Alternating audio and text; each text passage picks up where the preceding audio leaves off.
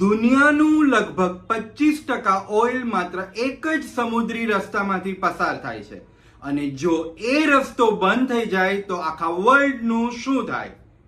હું વાત કરું છું સ્ટ્રેટ ઓફ હોર્મુઝની. પરંતુ સવાલ એ છે કે શું ઈરાન કે ઓમાન આ રસ્તો બંધ કરી શકે કે નહીં? અને જો બંધ કરે તો આખું વર્લ્ડ એની સામે શું કાર્યવાહી કરી શકે? આની પહેલા આપણે એ સમજવું પડશે કે સમુદ્રના ઉપયોગના ગ્લોબલ નિયમો શું છે. હું તમને એક એક્ઝામ્પલ આપીને સમજાવું.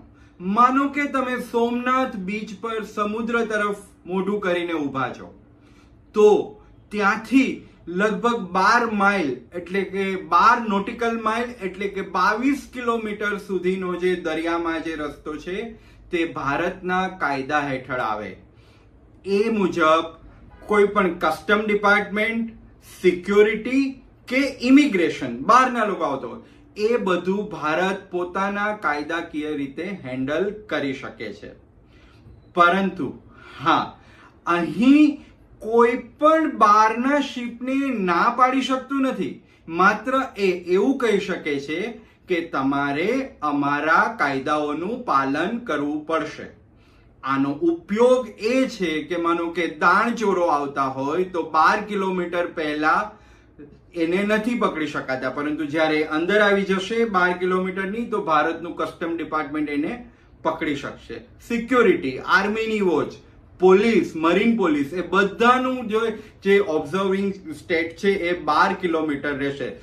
હવે આ તો વાત થઈ નોર્મલ સમુદ્રની, પણ ઘણા સમુદ્રમાં રસ્તા સાંકડા હોય છે, એમને સ્ટ્રેટ કહે છે. સામુદ્રધુની, આપણે ગુજરાતમાં એને આપણે સામુદ્રધુની કહે છીએ. તો આ જે સ્ટ્રેટ છે એ બહુ જ સાંકડા રસ્તા છે અને બે મીન્સ દેશની બોર્ડરને એ ટચ કરતા હોય છે. એટલે હવે આપણે વાત કરીએ સ્ટ્રેટ ઓફ હોર્મુઝની, કે જે અત્યારે બહુ જ ટોકિંગ પોઈન્ટ છે.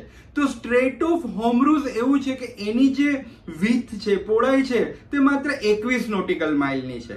એટલે જે આપણે વાત કરી કે 12 અને 12, તો આ સાઈડ ઉપરની સાઈડ ઈરાન છે, નીચેની સાઈડ ઓમાન છે. એટલે જો આપણે 12 ને 12 24 કિલોમીટર જોઈએ તો આ આખી સ્ટ્રેટ ઓફ જે હોર્મુઝ છે એના ઉપર ઈરાન અને ઓમાન, આ મીન્સ બંનેના કાયદાઓ અડધા અડધા લાગી શકે છે. હવે વસ્તુ એ છે કે જો એના કાયદાઓ લાગતા હોય તો આ સ્ટ્રેટ ઓફ હોર્મુઝને એ લોકો બંધ કરી શકે કે ન કરી શકે. હવે કાયદાકીય રીતે એવું છે કે ગ્લોબલ મરીન નિયમોમાં એવું કહેવામાં આવ્યું છે કે જ્યારે આવી સ્ટ્રેટ હોય ત્યારે તમારે દરેક દેશના જહાજોને કે વિમાનોને એમાંથી પસાર થવા દેવા પડે. એટલે આવા સ્ટ્રેટને તમે કાયદાકીય રીતે બંધ ન કરી શકો. પરંતુ રિયાલિટી શું છે? રિયાલિટી એ છે કે ભલે તમે બંધ ન કરી શકો, પણ તમે ડિસ્ટર્બ તો કરી જ શકો. તમારે જો લોકોનું નાક દબાવવું હોય, આખા વર્લ્ડને તમારી પરિસ્થિતિથી વાકેફ કરવા હોય, તો તમે ઇઝીલી આ વસ્તુને તમે ડિસ્ટર્બ કરો. અને અત્યારે કદાચ ઈરાન આવું જ કરી રહ્યું છે. તમે વિચારો કે જે નાનકડા રસ્તા ઉપર 20% oil, 25% gas, fertiliser, aluminium, helium, આ બધું એક આખા વર્લ્ડમાં જતું હોય, ત્યારે આખા વર્લ્ડને રિયલાઇઝ કરવા માટે તમે એને ડિસ્ટર્બ કરો તો બધા તમારું તંત્ર જાગી જશે. આવો જ જો એક એક્ઝામ્પલ જોઈએ તો 2021માં જો તમને યાદ હોય તો સુએઝ કેનાલમાં એક જહાજ અટકી ગયેલું.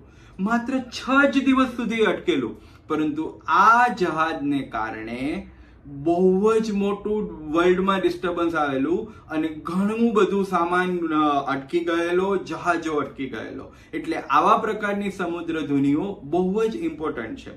વર્લ્ડમાં આવી મુખ્યત્વે 4 સમુદ્રધુની છે. પહેલી છે સુએઝ કેનાલ.